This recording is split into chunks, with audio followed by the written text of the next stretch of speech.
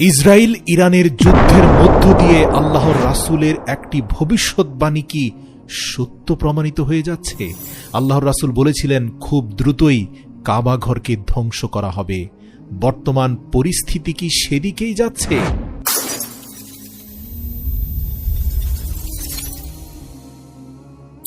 প্রিয় মুসলিম ভাই ও বোনেরা, কাবাঘর হচ্ছে সমগ্র মুসলিম বিশ্বের কিবলা এবং সম্মানের প্রতীক। মুসলিমরা যতদিন পর্যন্ত এই কাবাঘরকে সম্মান করবে ততদিন তারা কল্যাণের মধ্যেই থাকবে। আল্লাহর রাসূল সাল্লাল্লাহু আলাইহি সাল্লাম ভবিষ্যৎবাণী করে বলেছিলেন খুব শীঘ্রই কাবাঘরকে ধ্বংস করবে এক চিকন পাওয়ালা ব্যক্তি, এবং তিনি হাবশীদের অন্তর্ভুক্ত।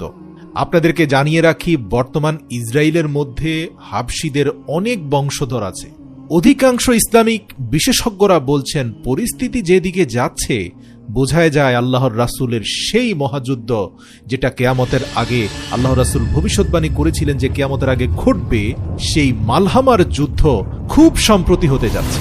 সেটা একেবারেই সান্নিকটে চলে এসেছে। এই বিষয়ে অনেক ওলামায়ে কেরামদের ভিন্ন মত রয়েছে, তবে মধ্যপ্রাচ্যের বর্তমান অবস্থা আমাদের একেবারে চোখে আঙ্গুল দিয়ে দেখিয়ে দিচ্ছে। আসুন হাদিসগুলো আজকে আমরা বিশ্লেষণ করি। নবী করিম সাল্লাল্লাহু আলাইহি সাল্লাম বলেছেন, এটা 1496 নম্বর হাদিস, একেবারে বুখারী শরীফ থেকে। সেখানে আল্লাহ রাসূল বলেছেন যে হাফ হাতার একটা জামা পরা চিকন পা বিশিষ্ট একজন হাবশী ব্যক্তি এসে কাবাঘর ধ্বংস করবে। ওই ব্যক্তি কাবাঘরকে ভেঙে ফেলবে।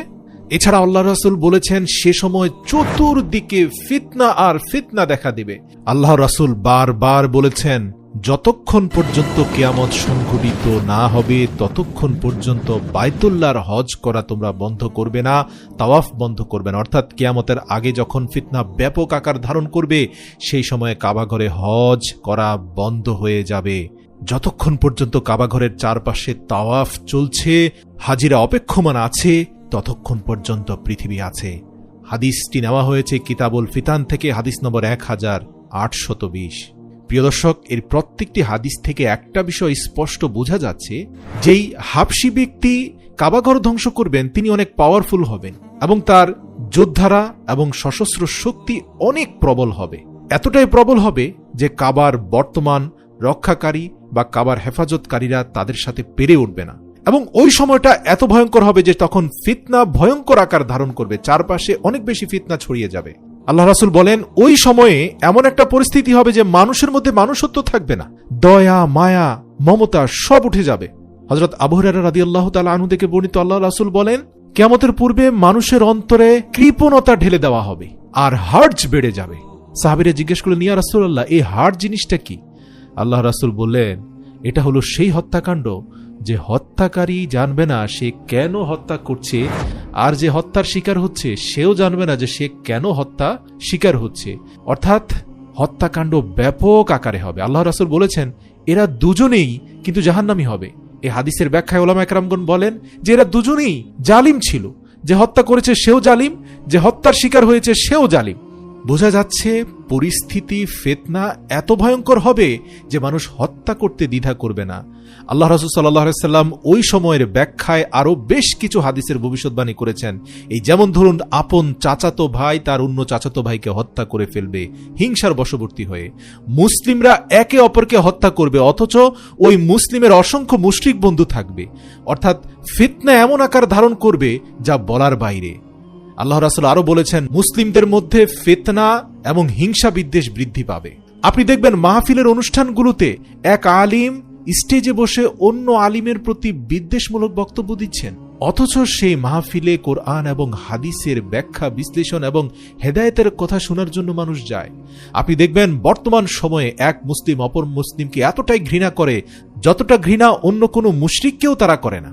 আল্লাহ রাসূলের প্রত্যেকটি হাদিস আস্তে আস্তে মিলে যাচ্ছে। সুতরাং বলাই যায় যে সময়টা বেশি দূরে নয়। আমরা মুসলিমরা যতটা বিভক্ত হচ্ছি, মুশরিকরা ততটাই অস্ত্রে শস্ত্রে এবং ঐক্যে সঙ্গবদ্ধ হচ্ছে, তাদের শক্তি বৃদ্ধি পাচ্ছে।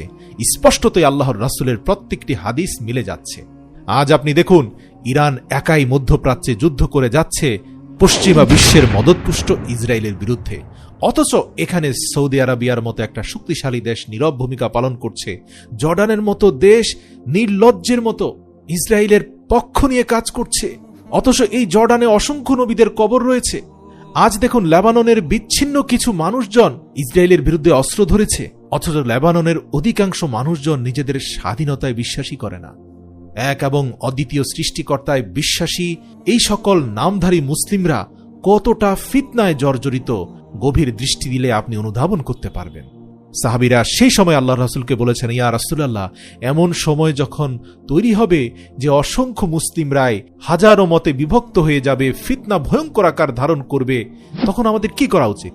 আল্লাহ রাসূল বলেন, তোমরা জিহ্বাকে সংযত রাখবে, তোমরা হাতকে গুটিয়ে রাখবে, তোমরা প্রয়োজনে ঘর থেকে বের হবে না, বেশি বেশি রোজা রাখবে, সালাত আদায় করবে, নামাজের বিছানায় হাত তুলে আল্লাহর কাছে সাহায্য প্রার্থনা করবে। কারণ ওই পরিস্থিতিতে বাইরে গিয়ে তুমি বিশেষ কিছু অর্জন করতে পারবে না, কারণ এক মুসলিম অপর মুসলিমকে বিদ্বেষ ছাড়া অন্য কোনো কিছুই দিবে না, কারণ এক মুসলিম অপর মুসলিমের প্রতি বিদ্বেষ ব্যতীত অন্য কোনো কিছুই পোষণ করবে না। আল্লাহ রাসূল বলেন, সেই সময় যতটুকু সম্ভব নিজের ঈমানকে বাঁচিয়ে রাখো, ফিতনা থেকে দূরে রাখো। আল্লাহ রাসূল আরো বলেন, সে সময় মানুষের বিবেক বুদ্ধি লোপ পাবে, মানুষের মধ্যে মূর্খতা বেড়ে যাবে। হযরত মুসা আল আশআরী রাদিয়াল্লাহু বলেন, আল্লাহ রাসূল বলেছেন, কিয়ামত নিকটবর্তী সময়ে শুধুমাত্র যে মুশরিক এবং নাস্তিকরাই যুদ্ধ করবে তা নয়, বরং মুসলমানরাও নিজেদের মধ্যে হত্যাকাণ্ডের পরিমাণ বাড়িয়ে দেবে, এমনকি মসজিদে পর্যন্ত হত্যাকাণ্ড হবে। প্রিয় দর্শক, এই হাদিসের আলোকে স্পষ্টত আমরা বলতে পারি বর্তমান মধ্যপ্রাচ্য এবং তার আশপাশের অঞ্চলগুলো নিজেদের মধ্যে বহু মতে বিভক্ত হয়ে আছে, তারা ঐক্যবদ্ধ নয়। কিন্তু সে তুলনায় বিজাতীয় গোষ্ঠী অনেক শক্তিশালী, তাদের মধ্যে ঐক্য রয়েছে। উপর দিয়ে মানবতার গল্প বললেও অভ্যন্তরীণভাবে একে অপরকে সাহায্য সহযোগিতা করছে, যা মুসলিমদের মধ্যে নেই। সুতরাং আল্লাহর রাসূলের প্রত্যেকটি ভবিষ্যৎবাণী ধাপে ধাপে অগ্রসর হয়ে আসছে। আজ আপনি যদি শুধু বাংলার জমিনে তাকান, মুসলিমরা এত বেশি পরিমাণে ফিতনা ফাসাদে জড়িত, কে কোমরে হাত বাঁধলো, কে উপরে বাঁধলো, কার টুপি কেমন, এ নিয়ে মুসলিমদের মধ্যে হাজারো দল রয়েছে। এরা প্রত্যেকে নিজেদের অনুসারী পীর, আউলিয়া অথবা তাদের মতের সাথে সঙ্গতিপূর্ণ আলিমদেরকে অনুসরণ করে। অন্য আলিমদের সাথে এরা কেউ সুসম্পর্ক বজায় রাখতে চায় না। লা ইলাহা ইল্লাল্লাহ মুহাম্মাদুর রাসূলুল্লাহ যে কালেমার উপরে ভিত্তি করে মুসলিমরা হাতে হাত বাঁধবে, এখন মুসলিমরা কেউ সালাফির ভিত্তিতে ঐক্যবদ্ধ, কেউ সুন্নির ভিত্তিতে ঐক্যবদ্ধ, কেউ ওয়াহাবির ভিত্তিতে ঐক্যবদ্ধ, কেউ শিয়ার ভিত্তিতে ঐক্যবদ্ধ। লা ইলাহা ইল্লাল্লাহর ভিত্তিতে মুসলিমরা ঐক্যবদ্ধ নয় বলেই ফিতনা চারপাশে ছড়িয়ে পড়ছে। সময় হয়েছে যে আপনি আপনার ঈমানকে বাঁচিয়ে রাখুন, বেশি বেশি রোজা রাখুন, বেশি বেশি সালাত আদায় করুন, সম্ভব হলে এই জাতীয় ফিতনার আলোচনা থেকে নিজেকে বাঁচিয়ে রাখুন।